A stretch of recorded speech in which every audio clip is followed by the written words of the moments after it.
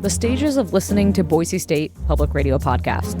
Step 1, testing the waters. You tune into an episode or two. Nothing too serious. Step 2, you got a little hooked on one of those series like Extremely American or Scandalized, and now you're binging. No judgment, but you did listen to it in one day. Step 3, now you're subscribed to a feed. You get notifications to your phone every time there's a new daily episode of The Connector or Idaho Matters. I see where this is going. Step 4, you realize how much time you're spending with Boise State Public Radio podcasts and the fact that it doesn't cost you a dime. Step 5, you decide to step up and support your podcast listening because you can, because you want to, not because you have to. All right, now's the time, you podcast fan you. Go to boisestatepublicradio.org and click donate to support your love of Boise State Public Radio podcast listening today.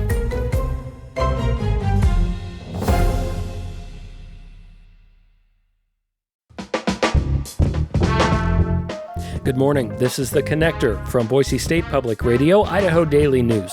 I'm Troy Oppie in for George Prentice. This morning, the State Board of Education has restricted diversity, equity, and inclusion offices on campus. Plus, the CEO of the Treasure Valley's bus system is a vote away from joining Amtrak's board, and the murder hornet, no more in North America. It's Thursday, December 19th. The State Board of Education Wednesday approved a resolution banning the state's colleges and universities from offering programs that follow diversity, equity, and inclusion principles, also known as DEI. Julie Luqueta has more. State lawmakers blocked using public funds for DEI programs 2 years ago and prohibited the use of diversity statements for job candidates this year.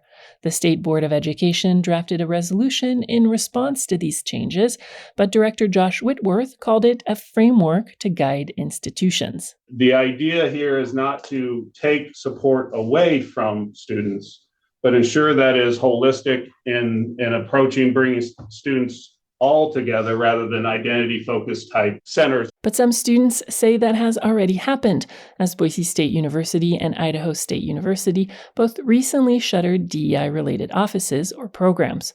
Boise State President Dr. Marlene Trump said they made those decisions proactively to prevent interruptions to student services.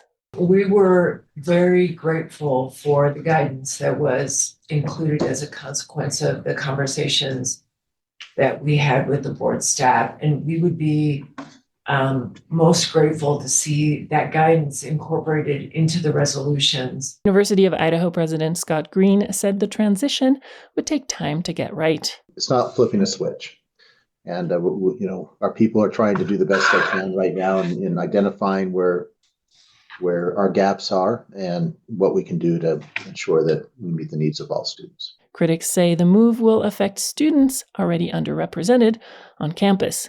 Julie Luqueta, Boise State Public Radio News. The change takes effect June 30th. Boise State and Idaho State University had already closed diversity offices on campus in anticipation of the change. Late yesterday, the University of Idaho sent word to its campus community that diversity offices, including the Multicultural and Black African American Cultural Center, its LGBTQA office, and Women's Center, would all close as of this spring. Those combined programs' budget is $1.3 million. According to reporting from Idaho Ed News, that's the most expensive collection of diversity programs in the state. It's funded by student fees. U of I, ISU, and Boise State have all announced they will stand up new student support centers, which will aim to serve all students in accordance with the new guidance from the State Board. Other action from the State Board yesterday. Board members unanimously approved Boise State joining Utah State and Colorado State in a lawsuit against the Mountain West. The schools are suing, alleging that the conference is violating its own bylaws to penalize schools that are departing the Mountain West for the Pac-12, as is Boise State and 4 other schools. They claim the Mountain West is illegally meeting in secret without departing school representation and refusing to turn over meeting and corporate records. The Associated Press reports that lawsuit was filed in Colorado State Court on Monday this week. The Mountain West Conference says it's owed millions of dollars by the 5 schools that are leaving the conference and by the Pac-12 for exit fees and so-called poaching penalties. The Pac-12 has already sued to try to keep its money. The pedestrian hit by a car on 5 Mile Road near Bridge Tower Drive early Saturday morning has died. Boise police say the male victim was hit just after 7:10 a.m. Saturday and succumbed to his injuries yesterday. The victim has not been identified. Police say the driver remained at the scene and so far does not face charges. The investigation, though, is ongoing. Any witnesses are urged to call Ada County Dispatch.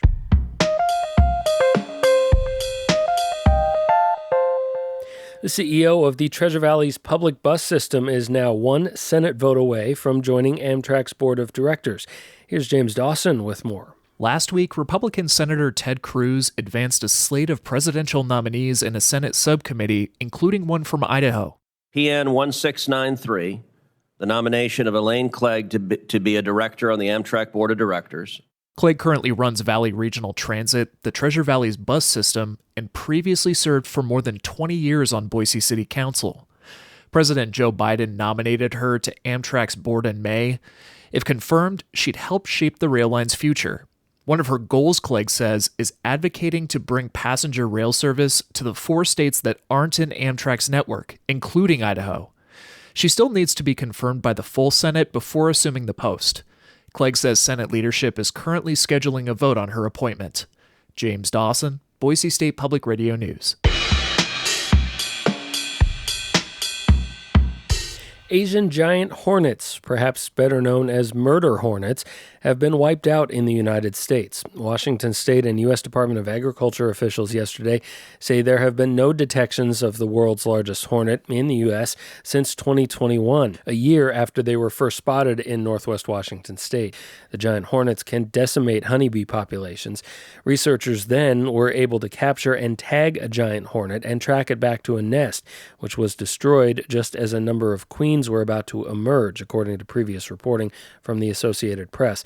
Officials called the effort, which also included private citizens hosting traps on their property and reporting sightings, an enormous success and a rare win against the spread of an invasive insect. Thanks for listening to The Connector from Boise State Public Radio News. I'm Troy Oppie. Have a great Thursday. We could all use a little help navigating the news these days. The Consider This podcast wants to give you a hand. 6 days a week, we'll help you make sense of the day's biggest news story and what it means for you in less than 15 minutes. Listen now to the Consider This podcast from NPR.